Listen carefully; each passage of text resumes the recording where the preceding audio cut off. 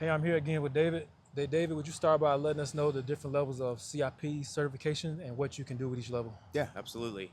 So AMP, it's Association for Material Protection and Performance. They were NACE, National Association of Corrosion Engineers, and Society for Protective Coatings. The two merged. Now we have AMP. AMP changed my life forever because of this 5-day class that they have, and that's the barrier to entry.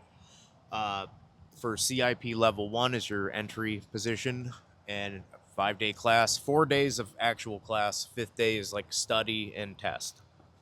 2,800, $3,000, somewhere around there. Uh, and the level 1 gives you the basic foundation to build on. You basically learn a big chunk of it on the jobs, but the like the core knowledge that you need to go onto the jobs to understand what's going on comes from that level 1. Then once you get a year or two, something like that, under your belt as a level 1, you can go for your level 2. Same deal, $3,000, 5-day class. Except level 2 gets into like concrete coatings. What was it? Concrete, fiberglass. I mean, they go into a lot more stuff. Advanced testing, pull tests, salt tests, just more in depth from level 1. It's like an advanced position. And then CIP level 3 is a peer review, and it's one of the most intimidating things. You basically just go in front of 3 old guys that have been in the paint industry their whole life, and they grill you for 2.5, 3 hours on anything that they want involving coatings. It could be on power plants, it could be on just about anything. And as a level 3, you're expected to not know everything, but to know how to respond like a level 3 would. Right. You don't give BS answers. You don't, in that role, the infrastructure and everything is dependent on, you being aware of what's going on that project. So the level 3, there's a lot of responsibility and, that come with it. But that level 3 is $900, $1,200, something like that. Yeah. And it's a 1-day thing. So you are a NACE level 3, so you've been through all the levels. If you had any tips and advice for somebody who's thinking about taking it, or if they're actively in it right now, what would you tell them to make sure they be successful at taking those courses? Yeah, that's a great question. So my biggest piece of advice is whatever you think you know, just throw it out. Go into it with genuine curiosity. Ask questions. Like, don't be afraid. If you're not sure of something or if it's not making sense or whatever, like, ask questions. It's better that you ask questions and get told what's going on than you pretending, and then you just fail. Make friends in the class. You're in there with, there's a decent chance you'll be in there with some people that have never done this, but I would say more often than not, you're going to be in there with people that are working for a company and their company sent them. They may be looking for someone else. So there's so many avenues that you can, once you're involved in the class, I mean, doors will start opening almost instantly. Yeah, for sure. And then for level 3, though, my biggest advice for them is don't talk too much. Like, give exactly what, what they ask. Give them that. If they need anything further, they will ask, and if not, then you're good to go. That was great advice, man. My next question is, not many people know about the yacht sector of this industry. What are some things that you want people to know about the yacht industry that they may not be familiar with?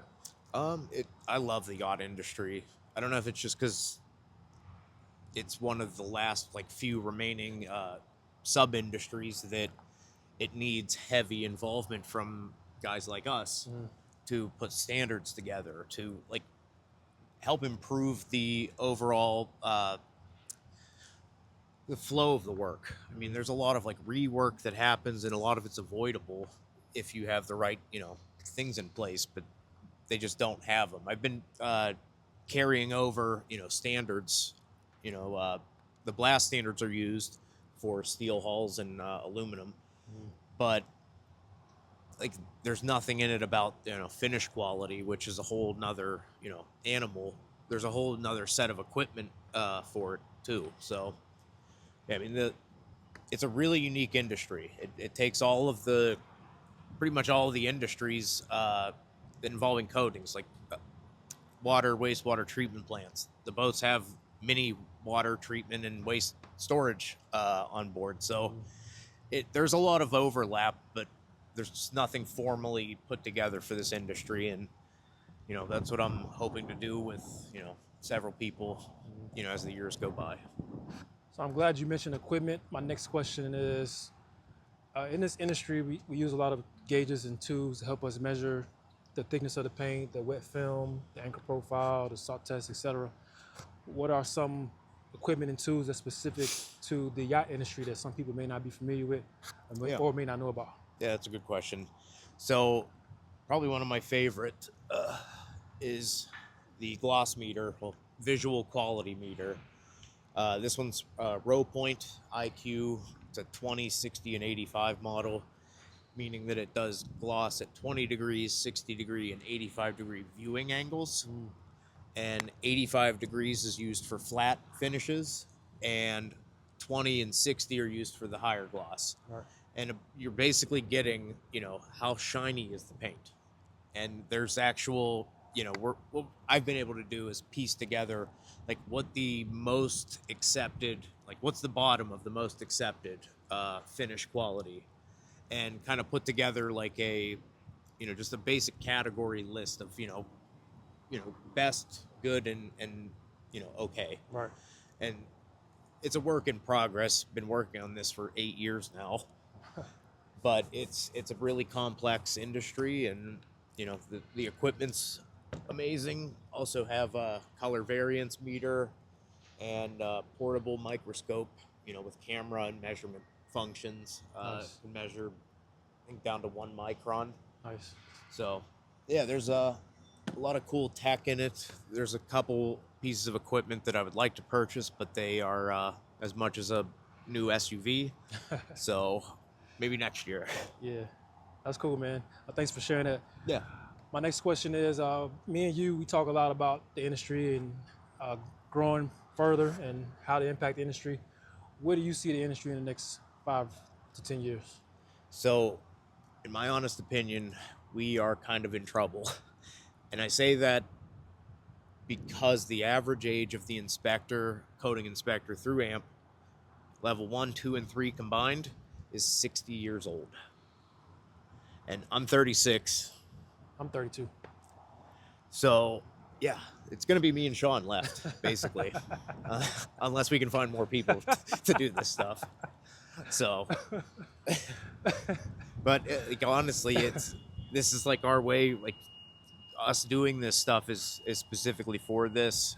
This industry changed our lives, for the better. And actually, me and him met, because of this whole industry. So it's the people you meet, the experiences you'll get to have. I can assure you, there isn't a single college degree that can match it. I don't believe it. You don't have any student debt. Can't beat that. And even if you did, it'd be $8,000. So, and you can, your first 2 paychecks, that's gone. Yeah.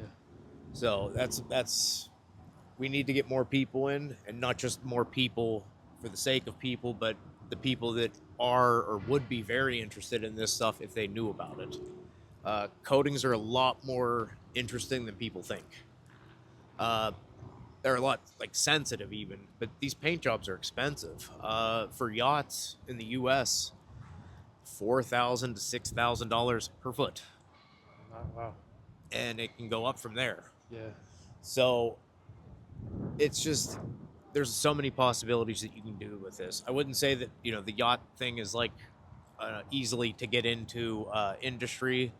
I was very blessed. And I am, hoping to grow, and if things go well, I'm hoping to put an excellent A team together. So yeah, the future looks good. Future looks bright. Cool, man. Well, thank you. I appreciate it.